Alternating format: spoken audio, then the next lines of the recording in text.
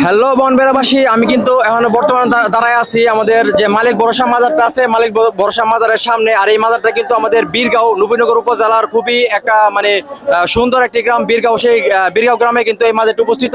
এবং আমি কিন্তু আমার জীবনের প্রথমবার এই মাজারে আইলাম। আর আমার সাথে কিছু ছোট ভাই আসছে, বাদি যারা আসছে, আসলে তাদের কারণে আমার এই মাজারে আজকে আসা। অ্যাকচুয়ালি তারাই আমার জোর করে এই মাজারে নিয়ে আসছে। আর আমিও ভাবলাম যেহেতু আমি জীবনে এই মাজারে আসি নাই, তো এই মাজারটা দেখা উচিত। এবং কে কে এই মাজারে আমার আগে আসছেন বা এর আগে আসছেন অবশ্যই কমেন্ট করে জানাবেন।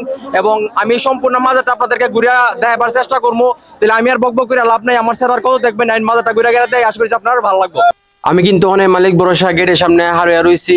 আর আমি কিন্তু ঢুকিতেছি গিয়া, যেহেতু মাজারের গেটের খুব কাছাকাছি আসছিলাম, এলাকা চট করে মাজারের ভিতরে ঢুকিতেছি গিয়া, ঠিক আছে। আর ঢোকার সময় গিয়া দিয়ে ওমাই গো মানুষের খেলা, মানুষ হাইতাছে, একদিক দিয়ে বাইরে যাচ্ছে মানুষ, একদিক দিয়ে ঢুকতেছে। তো আমিও গিয়া সে ঢুকাইতেছি গিয়া। আর ভিতরে কতলা লাইটিং কিতা কইতাম, ওমাই গো কত সুন্দর মাজার। হ্যাঁ, আমি জীবনে প্রথমবার আসলে মাজারে গেছি। মাজারটা দেখে তো আমার কলিজাটা একদম ঠান্ডা গেছে, কত সুন্দর করে সাজিয়ে রাখছে। মনে হচ্ছে আমি আজমি শরীফ আছি।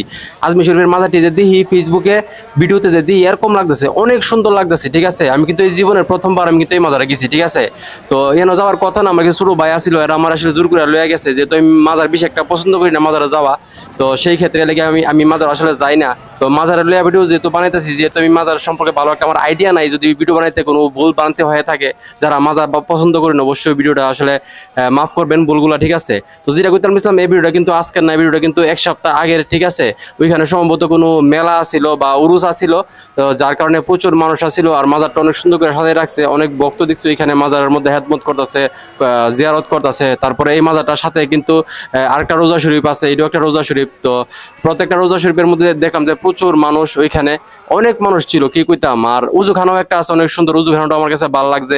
যেহেতু আমি প্রথমবার এই মাজারে গেছি, তো মাজারের প্রত্যেকটা জিনিস আমার কাছে ভালো লাগতেছে, দেখতে অনেক সুন্দর লাগতেছে। আর এত সুন্দর করে লাইটিং করে রাখছে, কিতা কমু, যতই হাঁটতাছি ততই লাইটিং গুলার দিকে সেটা অনেক সুন্দর লাগতেছে। আর কত বড় যে মাজার, কিতা কইতাম, অত বড় এই রেলওয়ে সেরা মাজার, এটা আমার কল্পনার বাইরে। যদি দিনের বেলা দিতাম তাহলে হয়তো আর ভালো করে বুঝতে পারলাম হইলে।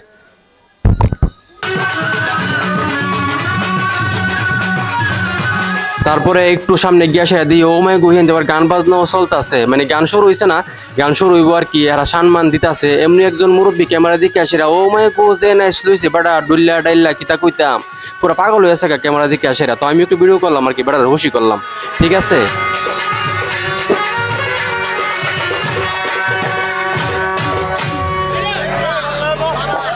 তারপরে আবার একটু বাইরে গেলাম, বাইরে গিয়ে হাঁটতেছি, হাঁটতে দিয়ে ও মাই গো এক মামু আবার নিয়ে আসে আমরা বিরিয়ানি সেরে নিয়ে খাওয়াইলো।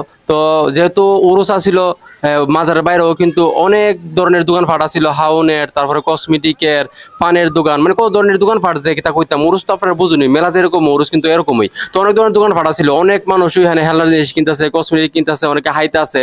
তো ওইখানে গিয়ে আসে আসলে আমার কাছে ভালোই লাগছে। আর যেহেতু রাত্রে গেছি, জিনিসটা আসলে আমার কাছে সুন্দর লাগতেছে, লাইটিং টাইটিং গুলা অনেক ভালো লাগছে আমার কাছে, কিতা কইতাম। ওইখানে আবার কিছু ছোট ভাইয়ের সাথেও দেখা হয়েছে, ব্রাহ্মণবাড়িয়ার। তো তারাও আছে ভাই আপনার ভিডিও তো দেখি, ভিডিও ভালো লাগে। আমি কিছু তোমরা না দেখলে কেনা দেখবো, তো অবশ্যই তোমরা দেখবা।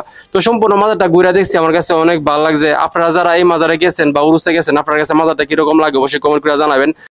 যদি ভালো লাগে থাকে অবশ্যই একটা শেয়ার দিবেন, যাতে সারা বাংলাদেশের মানুষ এই মালিক ভরসার মাজারটা দেখতে পারে। তো সবাই ভালো থাকবেন, আজকের জন্য tata bye bye, tata bye bye.